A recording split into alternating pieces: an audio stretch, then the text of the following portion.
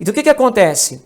Com isso acontece uma dicotomia entre ser humano, vamos ver aqui na tabela, no negócio, um isolamento entre ser humano e natureza. Mais do que isolamento, vê uma anteposição, vê uma separação, como se nós não fôssemos natureza.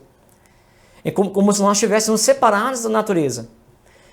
Essa separação, ela causa um problema sério. Né? Ela causa um problema sério porque o paradigma que está por trás disso, a leitura que está por trás disso, é como se a gente estivesse acima da natureza, não só acima, mas como separado, e aí a gente pudesse literalmente usurpar, dominar, massificar, explorar, exaurir. Essa lógica ela é um pouco complicada porque a gente aprendeu que o ser humano está acima da natureza, a natureza está a serviço do ser humano, a gente tem até uma ótica religiosa para isso, né? E o problema dessa percepção, e é difícil trabalhar isso nas crianças porque tem até um viés religioso para isso, é não perceber que, ainda que a gente entenda que o ser humano está acima da natureza, o problema é se esse acima significa uma dominação escravista, né? Uma dominação exploratória, não responsável. Esse é o problema. Esse é o grande problema. É a falta de percepção de uma integração, o paradigma ecológico. Por quê? Porque se o paradigma é o paradigma do ego, ser humano acima que pode explorar, daí resulta o quê? Que ser humano é esse que pode explorar? Porque a consequência dessa visão, que se o ser humano pode explorar, uma consequência possível disso é, se um ser humano pode explorar a natureza, por que não um ser humano explorar outro ser humano? Porque qualquer ser humano pode explorar a natureza, fica complicado de você pensar, fica muito fácil de você pensar que um ser humano é capaz de explorar outro ser humano. Daí, por exemplo, esse padrão de, por exemplo, brancos, vamos voltar aqui à tabela, brancos, por exemplo, explorarem negros, por exemplo. Ou, por exemplo, o homem explorar a mulher.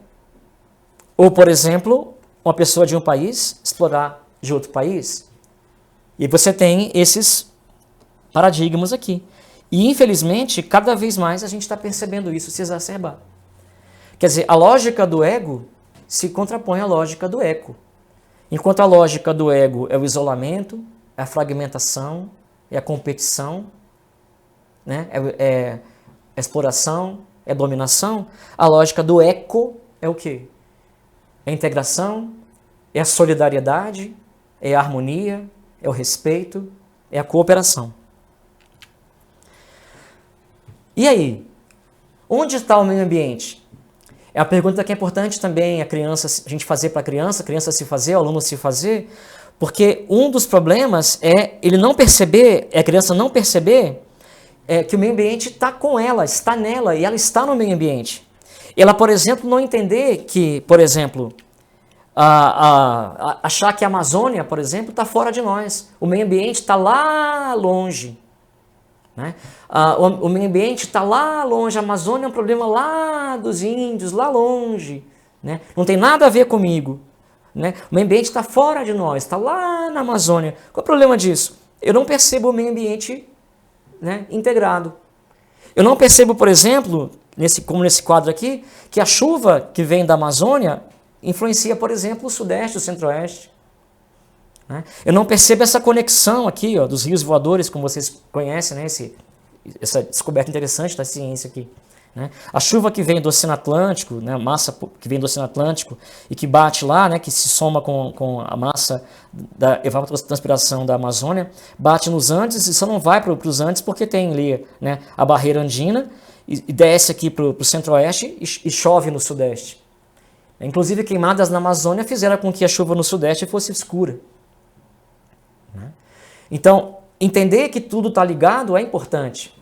Entender que impactos nossos aqui também afetam a Amazônia. Né? Entender que tudo está ligado. O desmatamento nosso, né, da Amazônia causa impacto aqui. O nosso consumo aqui pressiona também, né, o nosso consumo por carne, o nosso consumo por madeira, né, também impacta a Amazônia. Então, perceber que tem ligação aqui é importante. Então, a Amazônia não está tão fora de nós assim. Não está tão longe de nós assim. E é importante também perceber o nosso ambiente urbano, o nosso ambiente local, né, o nosso ambiente de escola, o nosso ambiente familiar. Né, é importante perceber a percepção do impacto que a gente causa a esses ambientes. O risco da gente perceber que nós não estamos no ambiente, que nós também somos o meio ambiente, que o ambiente faz parte de nós, é não perceber que está tudo ligado e que a natureza funciona em rede. Como é que a gente pode sensibilizar os alunos? Com informação e com alguns dados interessantes. Por exemplo, o Brasil é o país com maior biodiversidade. Né? Animais, a questão dos animais sempre toca as crianças, né? O Brasil é o país que tem mais tipos de animais, mas o Brasil é o quarto país que mais extingue animais, né? Que tem mais risco de animais em extinção. Né? O Brasil é o quarto país que mais polui. O Brasil é o país que lidera o ranking em desmatamento. Só que não só o Brasil, né, gente? É importante trazer sempre para a realidade local, né? Se o Brasil está tudo isso, como é que está a minha cidade? E como é que está o meu estado? Então é legal também, é importante também trazer sempre para a realidade da criança. Né? Como é que está o meu estado, como é que está a minha cidade? Será que no meu estado tem algum animal que está na lista de animais ameaçados de extinção? Né? Como é que está o meu estado com relação ao ranking de poluição, ao ranking de desmatamento? É importante também, de repente, pesquisa para a criança perceber como é que está o estado, a cidade dele nisso. Né? Então, essas informações são vetores de sensibilização. Como é que o estado dele, a casa dele, a cidade dele está nesse rol aí. Importante demais isso daqui, gente. Distinção entre o meu e o nosso. Isso aqui é essencial. De quem é o meio ambiente? Quem tem que cuidar do meio ambiente? É o governo? É o poder público? Né? Distinção entre público e privado. Se o meio ambiente é nosso, se a casa é nossa, se a casa é comum, é de todos nós. Então eu não posso fazer o que eu quero. O ambiente escolar, o ambiente de casa, o ambiente da rua. E aí vocês sabem disso mais do que eu, né? Não jogar lixo na rua, não jogar lixo na escola. Como é que está o ambiente escolar? Minha escola é limpa? O banheiro da escola é limpo? A casa é limpa? A rua é limpa? E aí desde pequenos hábitos, né, de não jogar lixo na rua, quem tem animal de estimação, cuida dos dejetos dos animais, ele recolhe, né, os animais, né, quando passeiam, né, ele recolhe, né, os dejetos dos animais. Como é que ele cuida disso? Porque o perigo é aqui que porque é público, é meu, eu faço o que eu quiser. Ou o contrário, né, é público, não é de ninguém. Então são dois opostos aí que a gente tem que se cuidar. Né? Então, outra coisa, o esgoto. Para onde é que vai o esgoto? Né? Trata, né? Mas e aí? Tem impacto? Para onde é que vai esse esgoto? É tratado? Não é tratado? Por quê? Porque é importante conscientizar a criança de que todos nós causamos danos. Toda a nossa atitude causa dano. E é importante conscientizar a criança, conscientizar o aluno do dano nosso de cada dia. Como assim eu causo dano ao meio ambiente? Levar o aluno, levar a criança a se conscientizar. Eu causo dano ao meio ambiente? Sim. Minha escola causa dano ao meio ambiente? Sim. Minha família causa dano ao meio ambiente? Sim. Quando? Como? Então, interessante levar a criança, levar o aluno a se fazer e a conscientizar, a perceber, a fazer experiência dessa pergunta. Dá real para o aluno. Na alimentação a gente causa dano. No transporte escolar, indo para a escola, a gente causa dano. Né? Carro, ônibus, né? A gente causa dano. Né? Gasolina, álcool, causa dano, causa poluição. Na alimentação, quanto mais carne a gente consome, mais dano a gente causa. Então, essas relações de causa e efeito são ótimos meios de se trabalharem. Na higiene, a gente causa dano. No banho que a gente toma, no consumo de água, no sabonete que a gente usa, a quantidade de fósforo que a gente usa, né, no fosfato, nos shampoos.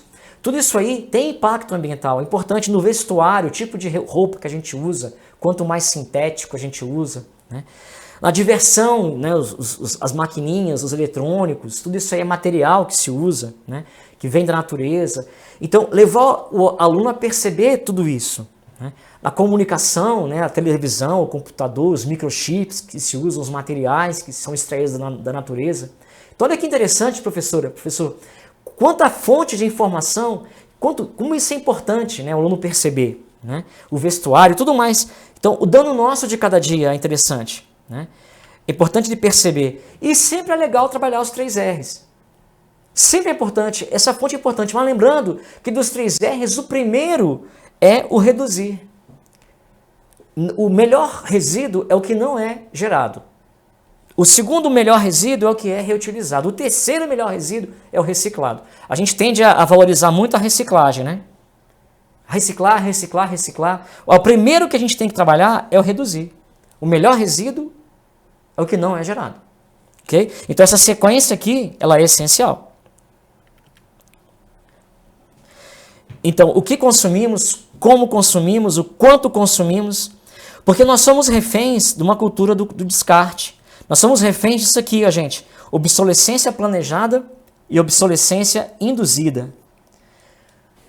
Os computadores celulares são programados para durar pouco. E os computadores e os celulares, são programados, né, com propaganda para a gente trocar. A cada ano, a cada 2 anos, a gente é induzido a trocar. Ficar fora de moda, a gente se sente mal, né? Então, outra coisa que é importante é a gente levar o aluno a refletir de onde vem o que eu consumo. Relações de causa e efeito. Outra coisa, para onde vai o meu resíduo? Porque é normal o aluno perceber, achar que o lixo dele termina, né, a responsabilidade dele termina quando ele põe o lixo na porta. Não, tem um ciclo aí. Tem um antes e tem um depois. Para onde é que vai tudo isso? Estou quase acabando. Necessário demais isso daqui. Para a educação ambiental se casar bem com a educação infantil, é importante educar o desejo. É importante a escola ajudar a educar o consumo. Diferenciar o que é necessário, ajudar a diferenciar o que é necessário, o que é útil, o que é o desejo. Ajudar o aluno a se conscientizar disso, né? Por que consumir isso? Quando consumir isso? O professor, a professora, ajudar o aluno também a tomar consciência crítica. Eu preciso consumir isso? Eu preciso consumir isso agora? É necessário? Né? E quanto ao material? A qualidade do material. É um material resistente ou é biodegradável? Ou é degradável? É renovável ou é não renovável? Isso importa?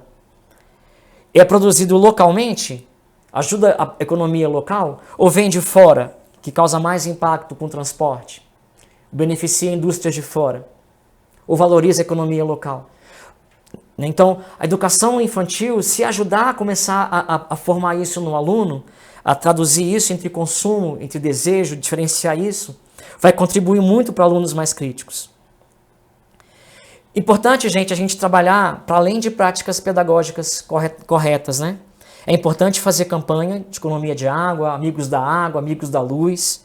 É importante reduzir, né? Tem escolas que fazem programas de lixo zero, pesagens mensais de lixo, pesagens anuais de lixo para reduzir, Olimpíadas, campanhas de redução de copos descartáveis, traga a sua garrafinha. Olha quantas práticas importantes você pode pensar, né?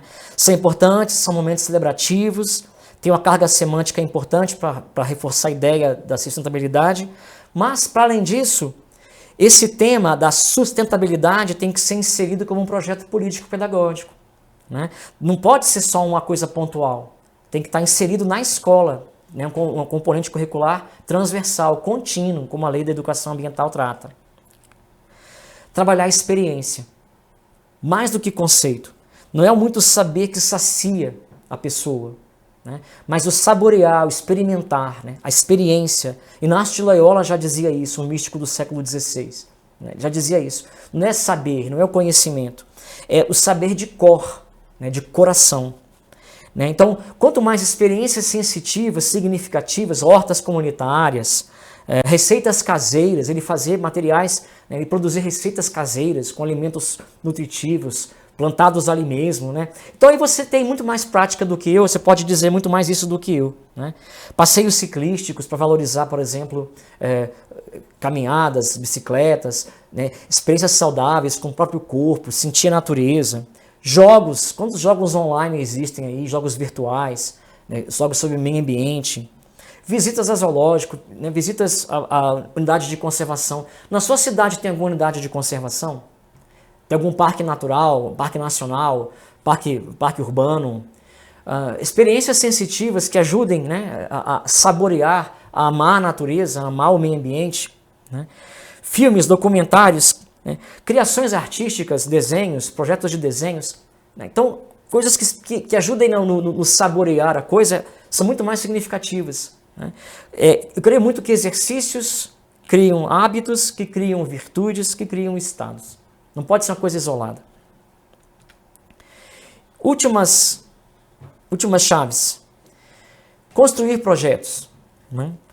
Conhecer a realidade da escola, da cidade, seus problemas, propor soluções. Quando a criança ela é protagonista, quando o aluno é protagonista, nada substitui.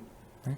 Então, se a escola, de repente, faz um trabalho conhecendo os problemas da cidade e o aluno ele é protagonista, por exemplo, não tem aterros de resíduo sanitário, tem problemas de lixo, tem problemas com abastecimento de água, tem áreas sujeitas a risco, tem problemas, né, de repente, formar parceria com catadores, a escola, de repente, está com muito material descartável, reduzir. O aluno trabalhar soluções, o aluno propor soluções, isso é ideal. Né? E aí propor, de repente, o aluno propor cartas para o prefeito, propor trilhas ecológicas, propor hortas comunitárias. Em síntese, o aluno mesmo ele ser protagonista da ação. Né? Experiência, reflexão e ação. Depois avaliação. Eu creio que esse é o paradigma. Experiência, reflexão, né? Ação, avaliação. Então são pequenas ferramentas, né, importantes. E como última chave, eu diria que para o professor, para a professora, para o pedagogo, que apesar de crítica, a questão ambiental, a questão da sustentabilidade, ainda dá tempo. Temos que esperançar, temos que ser agentes de esperança. Fomentar no aluno a esperança, nada de pessimismo. Né? Insistir na importância de ações individuais, mas mostrar a força de ações coletivas.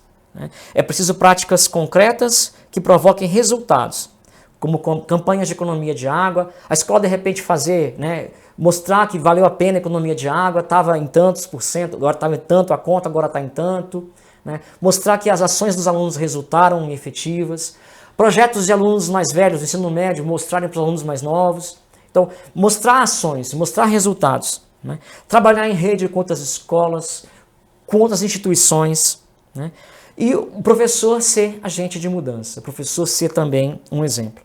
E, gente, para finalizar, lembrar que sustentabilidade é um caminho e nunca um ponto de chegada. Né? Estamos em processo, estamos em rede, estamos em caminho. Pode ser que a gente não veja o resultado disso, mas acreditar que a gente está plantando, que a gente está semeando. A colheita talvez não caiba a nós, mas nós fazemos parte desse projeto, dessa trajetória, desse percurso.